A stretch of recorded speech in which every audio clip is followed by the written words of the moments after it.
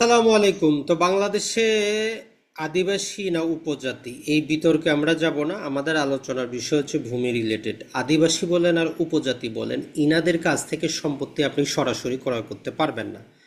তো এদের কাছ থেকে সম্পত্তি ক্রয় করার প্রক্রিয়াটা কি, বা এরাই বা সম্পত্তি কার কাছে বিক্রি করতে পারবে, কেনই বা আইনের মধ্যে এই রেস্ট্রিকশনটা দেওয়া হয়েছে? আমরা দেখতেছিলাম ধারাবাহিক আমাদের রাষ্ট্রীয় অধিগ্রহণ এবং প্রজাস্বত্ব আইন। তো এই আইনের 97 নম্বর ধারা আমাদেরকে ওই জিনিসটা বলে যে একজন যে আদিবাসী বা উপজাতি, এখন কাকে আমরা আদিবাসী বলবো কাকে উপজাতি বলবো সেইটা হচ্ছে মূল জিনিস। তো এখানে আমাদের জন্য আইনের 97 ধারা আপনারা দেখতেছেন। তো এখানে যে জিনিসটা বলতেছে যে যারা আদিবাসী বা উপজাতি, আদিবাসী বা উপজাতির দ্বারা ভূমি হস্তান্তরের বিধি নিষেধ।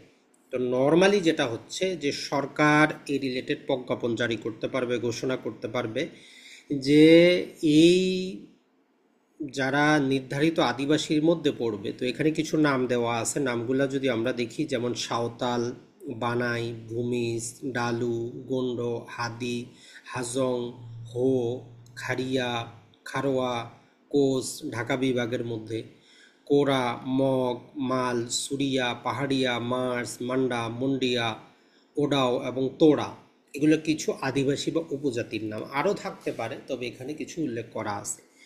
এখন এরা যদি এদের কোনো সম্পত্তি কি করতে চায়, বিক্রি করতে চায়, তো প্রথম কন্ডিশন হচ্ছে এদের ভাই ব্রাদারের মানে অন্য এগুলার মধ্যেই বিক্রি করতে হবে। 1 নম্বর কন্ডিশন হচ্ছে এটা।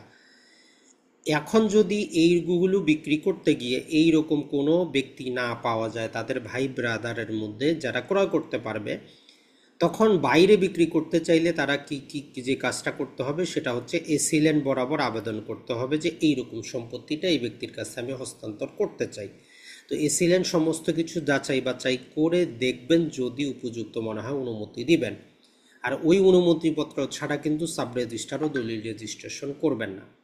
এটা করার পিছনে মেইন কারণটা হচ্ছে যাতে কেউ জোরপূর্বক আদিবাসী সম্পত্তিটা দখল না করে। আবার সমস্যা বর্তমানে আমরা যেটা ফেস করি, অন্য আদিবাসীরা অতটা টাকা পয়সা থাকে না, তারা সম্পত্তি ক্রয় করতে পারেন না, এরা বাইরেও বিক্রি করতে পারেন না, ঝামেলায় কিন্তু পড়ে যান।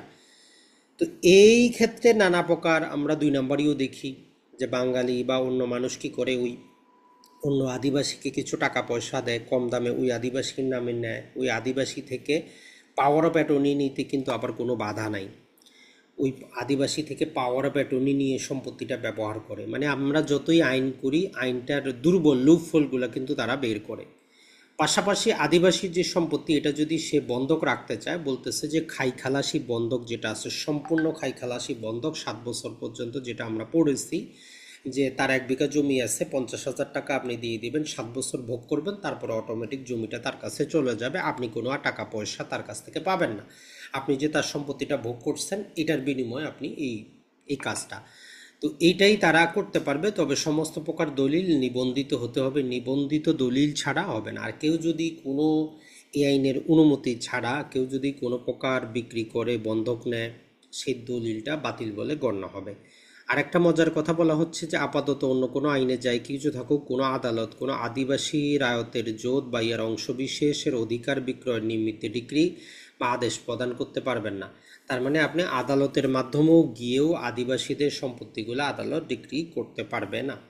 তো এটার মূল উদ্দেশ্য তাহলে এক কথা হচ্ছে আদিবাসীদের সম্পত্তি রক্ষার জন্য করা। তবে লুপহোলগুলো আমরা বললাম।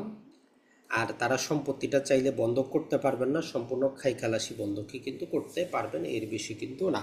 ভালো থাকবেন, সুস্থ থাকবেন। আসসালামু আলাইকুম।